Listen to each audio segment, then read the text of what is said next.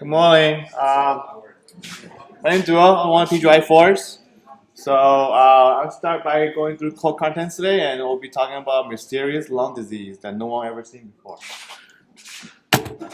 So we'll start by case. We have this 36-year-old gentleman from a farmer, originally from Haiti. He presents with coughing, green sputum, hemoptysis, fever, night sweats, chills, anorexia, and some weight loss over the course of the last month. Here's vitals. It's pulse 110, respiratory is 22, temperature is 102.6, O2 sat at 95%. You decide to get an X-ray because you just decided to do so, and that's what you get. So what do you think this is? I can't hear you guys. Aspergillosis. Anything else? TB. Cancer. Well, surprise, TB. Oops. So before going into the details today, just kind of quick outline. I'm going to start by talking about a little bit about the background TB, and then I'm going to move on to talk about a little bit about the presentation of TB. This includes both primary TB as well as reactivation TB, and then we'll wrap it up a little bit about quickly talking about diagnosing TB using either radiographical modalities as well as laboratory testing. So background, I'm pretty sure all of you guys know TB is caused by this bacteria called Mycobacterium tuberculosis.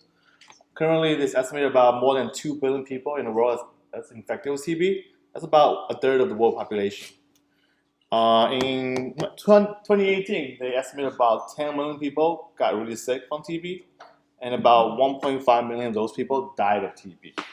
And this is why it's very important for us to promptly recognize and diagnose TB, to treat them timely, as well as prevent any spread of TB to the other people around them. So presentation of TB.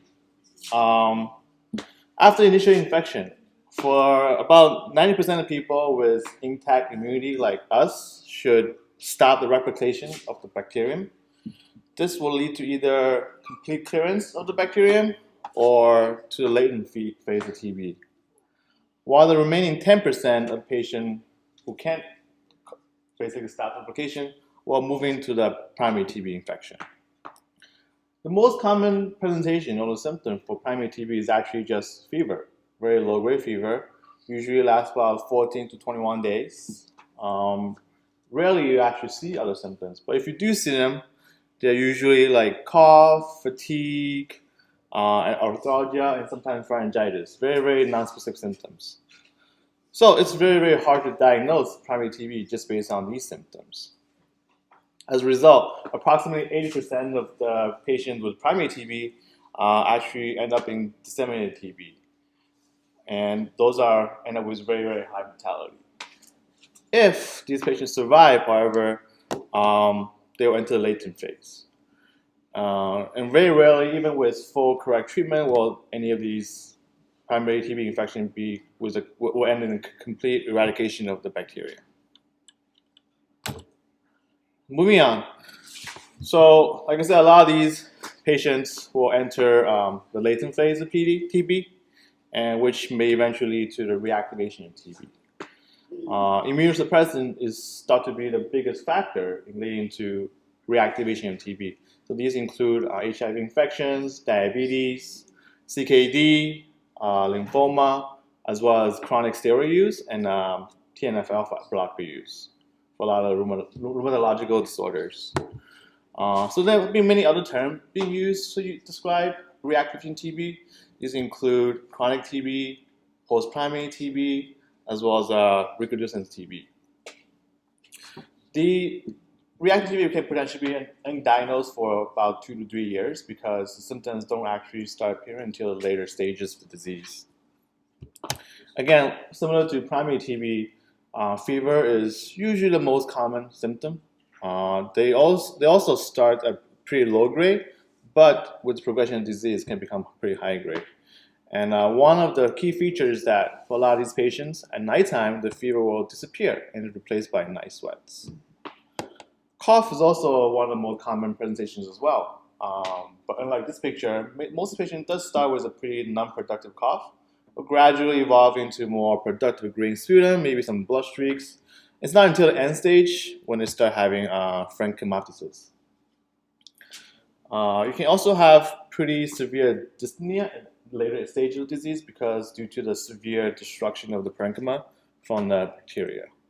Some of the other symptoms that you might have heard of and seen before include anorexia, wasting, malaise, weight loss.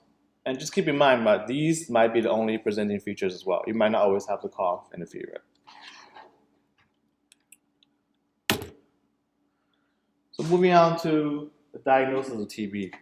And usually when we suspect someone with TB, one of the first testing we do are radiological testing. And the first thing we usually order is a chest x-ray because it's quick and cheap. In primary TB, however, chest x-rays are usually normal. Some of the findings you might see are very nonspecific, these including hilar adenopathy, pleural effusions, sometimes, rarely some infiltrates, but again, majority of the time in primary TB, you have normal x-rays. On the other hand, in reactivation TB, you can see a lot more of the classical findings. These usually have involvement of the posterior apical part of the upper lobes. Sometimes you can even see cavities as well as fluid-filled cavities. But of course, CTs are generally more sensitive in diagnosing TBs. You can still see the cavities, still see the apical posterior lobes of the upper lobes infiltrates, but you can also see pleural effusions, fibrotic lesions, elevation of fission and highlight due to more of the parenchyma destruction, pleural adhesions, and sometimes traction bronchiectasis. So in addition to the radiographical testing you can do, there's also laboratory testing you can do. So the most common three that we use is the first is the sputum AFB smears, the cultures, as well as some of the molecular testings. So the sputum or acid-fast testing smear, it's the fastest as well as the most inexpensive testing. However, in order to get a good test, you need at least 3 mL of the sputum. It's less sensitive than both the culture as well as the molecular testing, and the sensitivity is usually around 50%, and even with a great sample, the sensitivity maxes out around 80%. And it's significantly less sensitive in patients with low bacterial load, such as HIV patients. Cultures, on the other hand, is the most sensitive testing, but it can take forever to grow. Sometimes it's estimated to get accurate results, takes about 2 to 4 weeks. But it is required for drug susceptibility testing. There have been a couple of new cultures that's been coming out. So these traditional cultures are all grown on solid medium. Some of the new ones use liquid medium. However, those are much more labor intensive and they are not FDA approved. But they can turn around with results within 7 days. And the last type is just molecular testing. The most commonly used one is NNA or nucleic acid amplification. Essentially, these tests aim to identify TB DNA. They are more sensitive than the AFB smears, but not as sensitive to cultures. But the benefits is that a lot of times we have patients with positive AFBs are actually positive against non-TB mycobacterium. So for those patients, you can confirm the testing with NNA testing. Just make sure it's actual TB and not just any other mycobacterium. And usually the turnaround for the molecular testing is about 24 to 48 hours, so much quicker than a culture.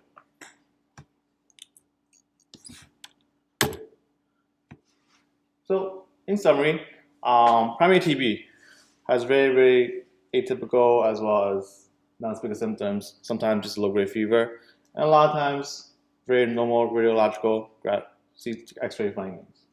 Versus in reactivating TB, you see a lot of more classical symptoms as well as X-ray and CT findings. CT is the better choice for radiographical testing. It's a better modality as it's more sensitive. And as for laboratory testings, the smear is the fastest, the cheapest, but the culture is more sensitive, and you just need it for drug susceptibility testing. And always remember that NNA, or the molecular testing, can be very useful in confirming positive TBs with patients with positive AFBs. And here are my references. Any questions? All right. Okay.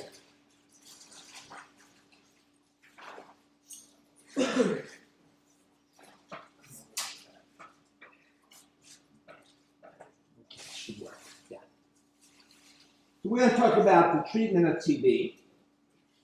So why? Well, I'm going to waste a half hour of your precious time, right? You could be listening to someone smarter like Walter than listen to me, right? So we're going to learn why it's important to not only diagnose, but to treat it, right? We're going to talk about how to treat. We're going to talk a little bit about the medications and their side effects. And we're going to talk a little bit about prevention, okay? So why? Number one cause of infectious disease mortality in the world. Number one. When I worked in Haiti, 4 or 5 times I worked in Haiti, this was the number one bad disease I saw. And I saw a lot of deaths from it. It's decreasing in frequency in the US. We still see it. We see it in immigrants. We see it in people with HIV who don't take their meds. It's a terrible disease, right? It has a lot of complications, but it's treatable and it's preventable. So who is that? Who's that? Who knows some history of the Wild West? It's Doc Holliday, once the fastest gun in the West, right? When Wyatt Earp was in trouble, he went and got Doc Holliday to help him. Everyone knows who Wyatt Earp was, right? Okay, anyway, he died of TB, right? Consumption, that was called that in those days, right? Fastest gun in the West gets killed by a little red snapper.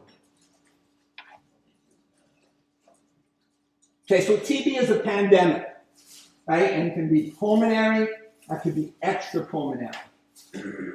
It's important to diagnose TB and then check for HIV and treat. A lot of patients, especially in the developing world, will have both together now. Right? So what are the complications? Number one is consumption. If you don't get treated, it eats you alive. It really does. Right? You can die of massive hemoptysis. One of the times I was in Haiti, this beautiful 15-year-old boy, right? And I'll show you what his x-ray kind of looked like. He suddenly, in front of us, started to have massive hemoptysis. And in that setting, there was nothing we could do. And he drowned in his own blood and died in front of us. I'll never forget it. Right? Even if they don't get massive hemoptysis, they can slowly and agonizingly get respiratory failure. And then it can affect many organs. And it's very, very contagious, right? Spread by droplets, but it's airborne. Right? It's one of the diseases they really should be isolated right away. And when I was in Haiti, I converted. I have a positive PPD. Okay? So this is a scourge of tuberculosis.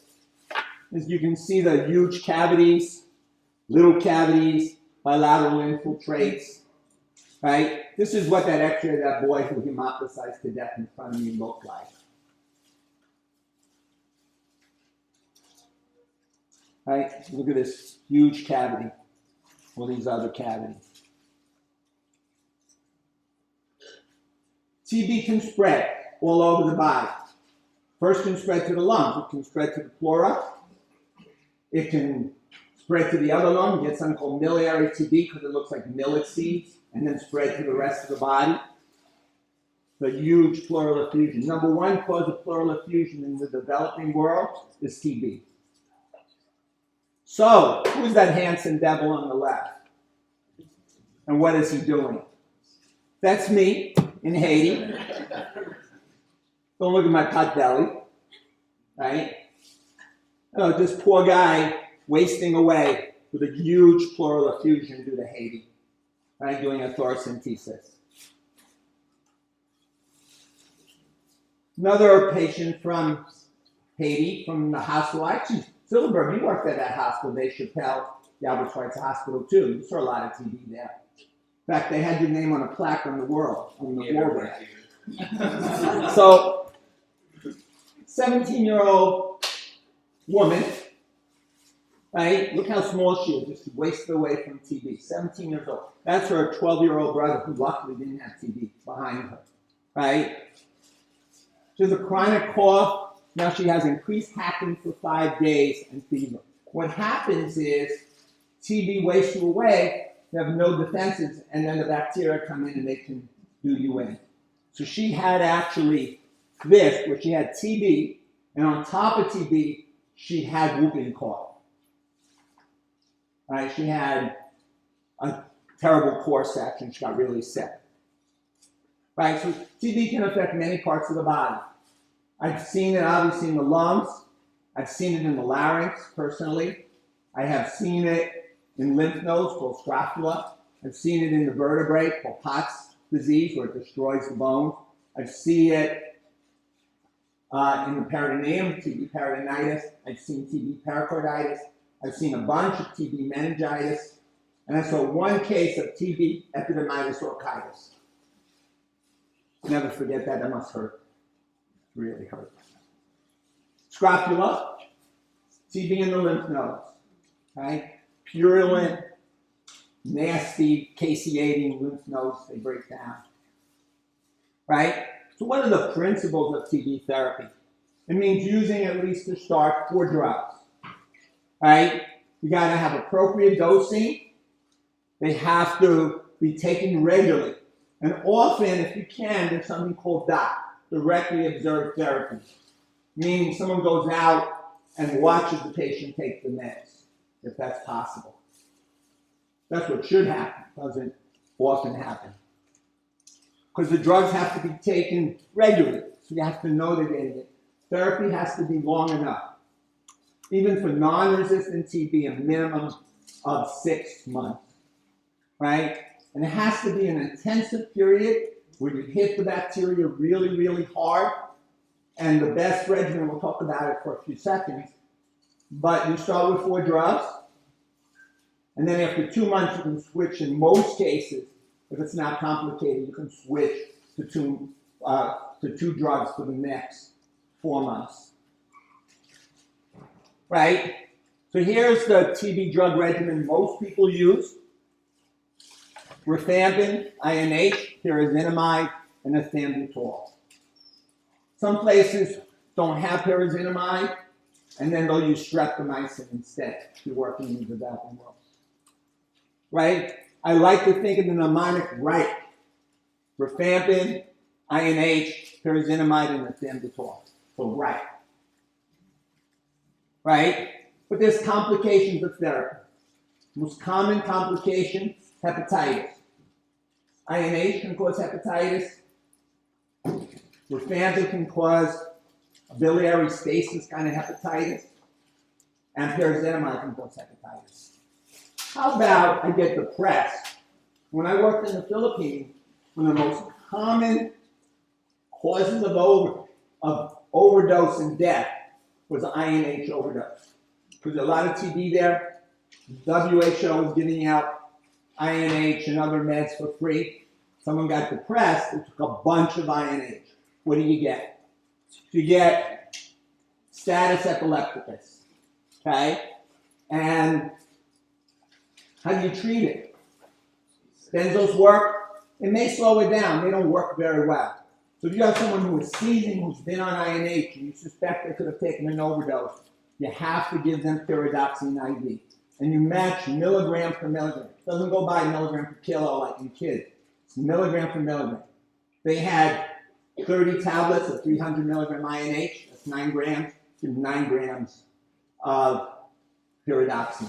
If you don't know, you start with 5 grams of pyridoxine. They can get bad neuropathy. And especially malnourished patients who are going to get INH should be put on with them 50 to 100 milligrams a day of pyridoxine to prevent the neuropathy. Which drug gives gout? Anyone knows? Pyrazinamide can give gout. My mother-in-law got reactivation of TB when she was about 85 years old in the Philippines. And she was treated with 4 drugs. And suddenly, I get a call from Manila. Mommy has a big swollen foot. Turned out she had gout from pyrazinamide. And then you can get visual problems. Which one gives visual problems? Thambutol. And in fact, we don't like to use the thambutol in young children because they can't do the vision testing. If they're on the thambutol, you need to get vision tested every couple months and a baseline vision test. So for which drug here of those I show, which drug here should you not, would you worry about being vain? Which drug shouldn't be vain? Okay, rifampin, because it turns things reddish orange. And if you're vain and you're using contacts because you don't like to use glasses, it'll ruin your contact. It'll stain them red. Anyway, so much for that. All right, some special situations. Multi-drug resistant TB.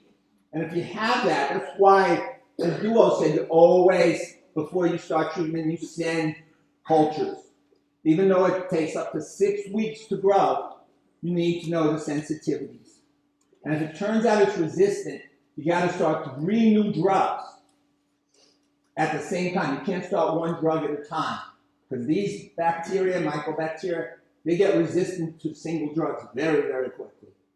It's a nasty organism, right? And there's even an XDR, which even is more resistant, okay? And as you see here, if they're resistant to INH and rifampin, they're called MDR. And if they're resistant to the best second-line drugs, which include the fluoroquinolones, then it's called XDR, and they're even harder to treat. Some special situation. Children, very young children, usually you don't use the thambutol. Pregnant women, you don't use pyrazinamide or strep. And HIV have to be treated longer. They're more likely to get MDR. And then in meningitis and pericarditis, you always give it with steroids because you can get strictures and fibrosis. So those are the 2 cases where, you're going to use steroids along with your drugs. And they're going to have to be treated for longer. And I once saw a case of tamponade from TB pericarditis. It was not pretty. Patient wound up dying, actually. And then again, as I mentioned, if you can, it's good to have directly observed therapy.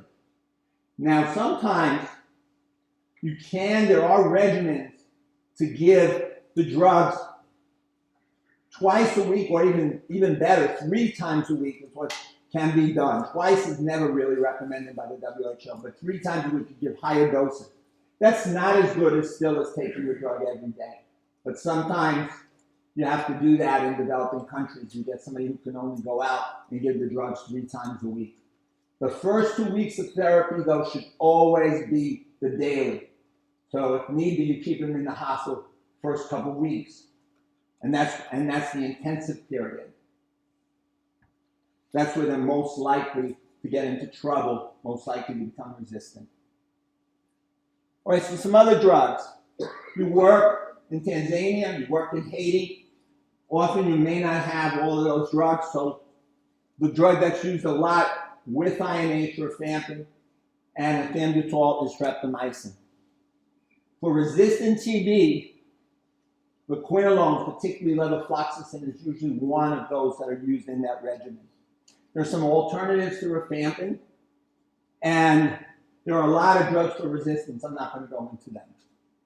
And then, as I mentioned, anyone who's malnourished or pregnant or little kids, when you're treating them with INH, always give pyridoxine and steroids for meningitis and pericarditis.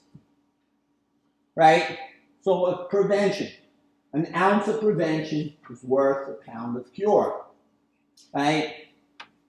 Soon as you suspect TB, they go in isolation. Right? Real isolation. You have a negative room, put them in that negative room. You should wear masks, and not just plain little masks. You know, your fancy end mask is what you really need to protect yourself. And then testing, right? People you think may have TB, even though they're asymptomatic, they should be tested either with PPD or with what's called an INGRA test, an interferon assay test, interferon gamma release assay test. And the one we have here is quantiferon. Okay? In the US, they're both acceptable. Okay? The advantage, PPD is much cheaper. Most people are used to it. The advantage of the INGRA test, the quantiferon test, is that if they've had BCG, they may get a false positive on the PPD test. So the INGRA is more specific, but not as sensitive as the PPD. Also, if you have someone who's unreliable, they got to come back to have the PPD read. They may not come back. You send the quantiferon, you get it back, and you can go after them if it's positive. Okay? And then treating latent infection, preventing them from becoming symptomatic and spreading the TB all over the place. Right? So whom to test? You're only going to test people that if they're positive, you're going to treat. And there are two reasons to treat. One is someone you think has a high probability of becoming symptomatic, right? Secondary. Particularly people with chronic diseases, people who newly arrived immigrants, young children have a big risk if they're exposed to TB. Someone's exposed to active TB, right?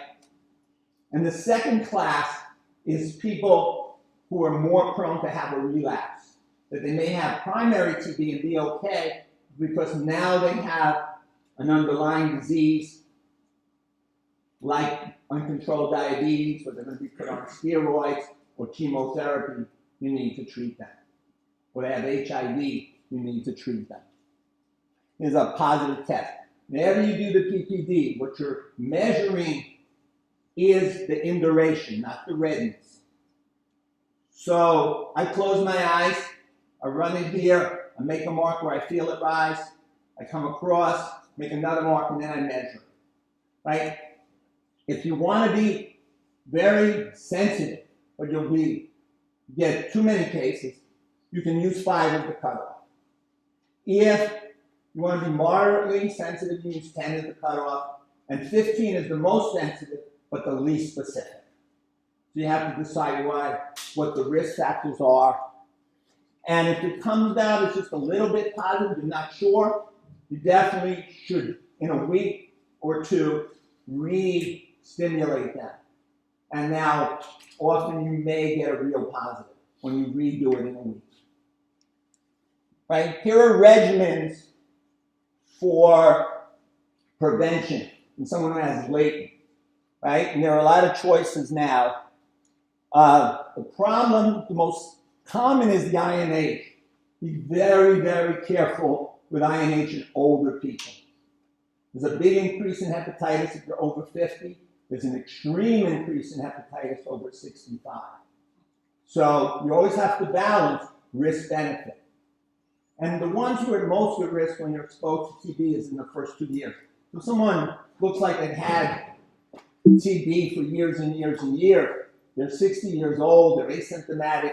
The chest x-ray doesn't show fibronodular density, basically negative. I wouldn't treat them. All right, so in summary, TB is a deadly pandemic. Diagnose it according to the wonderful lecture by Duo. Treat it aggressively. Get help if you don't know how to treat it, and prevent it. And you're going to see a lot of it when you go out to save the world in the developing countries. Okay? Any questions? My references, up to date, wonderful articles, the best that I have found, right? And they have all kinds of articles. Medscape has a nice, good summary article, and then the CDC guidelines and the WHO guidelines.